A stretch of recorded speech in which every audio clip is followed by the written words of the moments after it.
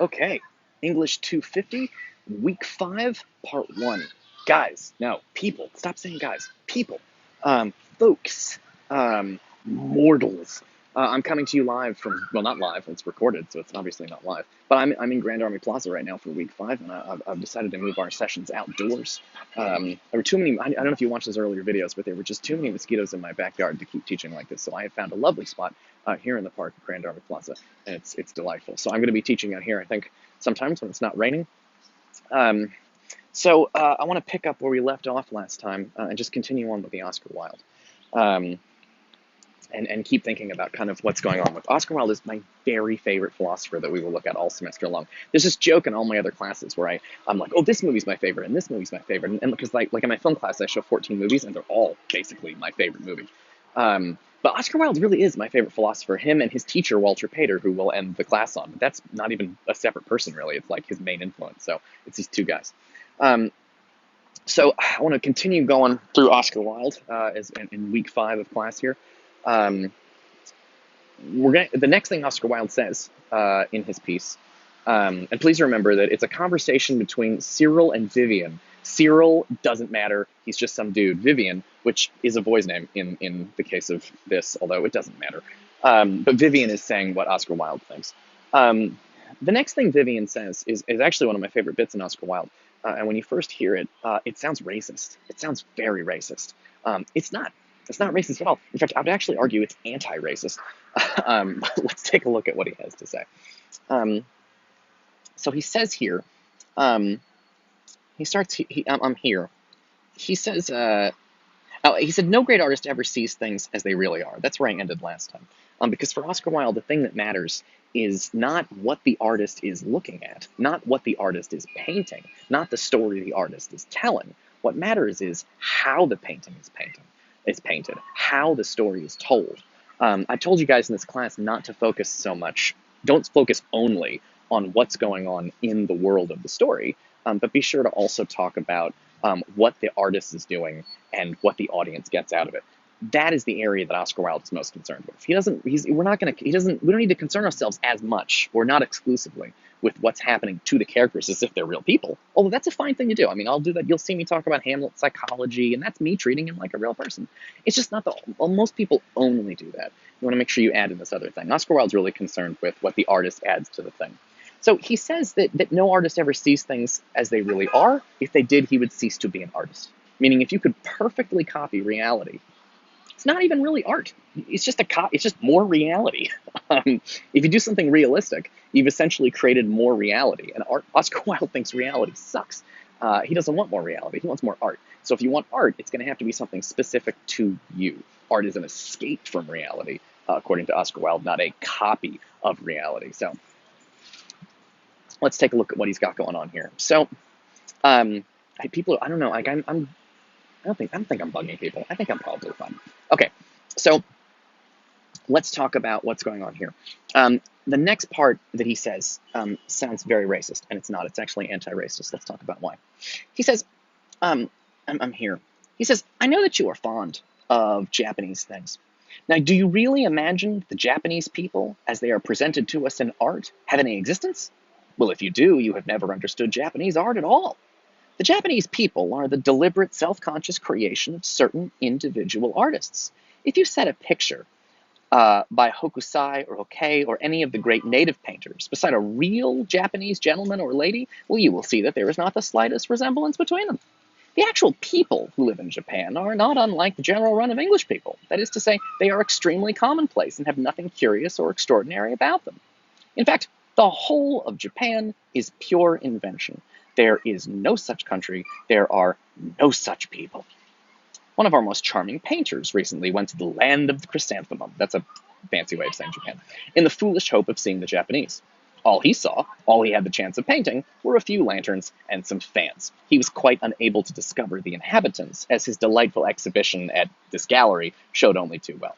He did not know that the Japanese people are, as I have said, simply a mode of style, an exquisite fancy of art. And so, if you desire to see a Japanese effect, you will not behave like a tourist and go to Tokyo. On the contrary, you will stay at home and steep yourself in the work of certain Japanese artists. And when you have absorbed the spirit of their style and caught their imaginative manner of vision, turn the page, you will go some afternoon and sit in the park or stroll down Piccadilly, that's in England, and in London. And if you cannot see an absolutely Japanese effect there, you will not see it anywhere. It's a crazy thing to say. He says Japanese people aren't real. There's no such thing as Japanese people. There are no such people. There is no such place. Now, first of all, obviously, that's not true. Japanese people, Japan is a country. Japanese people are real. I've met many Japanese people. They're definitely real. Oscar Wilde is sort of kidding, but he's making a very, very important, significant, and anti-racist point, actually. Oscar Wilde's claim here, the thing you got to understand is in Oscar Wilde's day, which is England in the year 1890, people were obsessed with Japan. They were obsessed with Japan, obsessed with the Japanese. They collected Japanese paintings, Japanese fabrics. They just thought it was the coolest place in the whole world. And they just thought it was the most beautiful and most interesting. Now, one of the reasons I love teaching this to BMCC students is that something very similar is that Oscar Wilde's life in 1890 England has some big similarities with a lot of the lives of my BMCC students in 2020 New York City, which is that a lot of my BMCC students are obsessed with Japan. There's even a word for it, and if I had you in front of me, you would know what it was. I feel like it's like weeaboo or something. It's a person who's obsessed with anime and Japanese stuff, right? And a lot of my students, they're obsessed with manga, they're obsessed with anime, they love Dragon Ball Z, they love Naruto, they love One Piece. One of my students was like, Professor, you should watch One Piece, it's really good. And I was like, oh, you know what, I could use a new show, I'm gonna check it out. It was like 1,000 episodes. It's like, oh my God, should I quit my job? Like I have other things to do with my life. I'll get to them someday. I'll get there, you know? I mean, if I'm ever in a very serious accident, I can't move, I'll watch every episode of Naruto.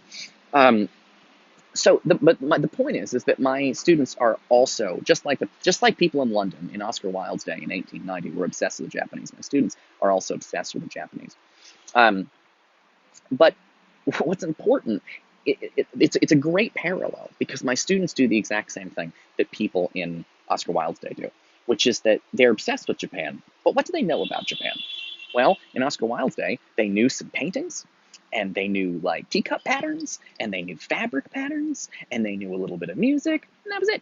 And what do my students know about Japan? Well, I mean, obviously, first of all, some of my students are Japanese, are from Japan, and know tons about Japan. But some of my students only know about Japan from anime and manga comic books. And Oscar Wilde makes this joke where he says,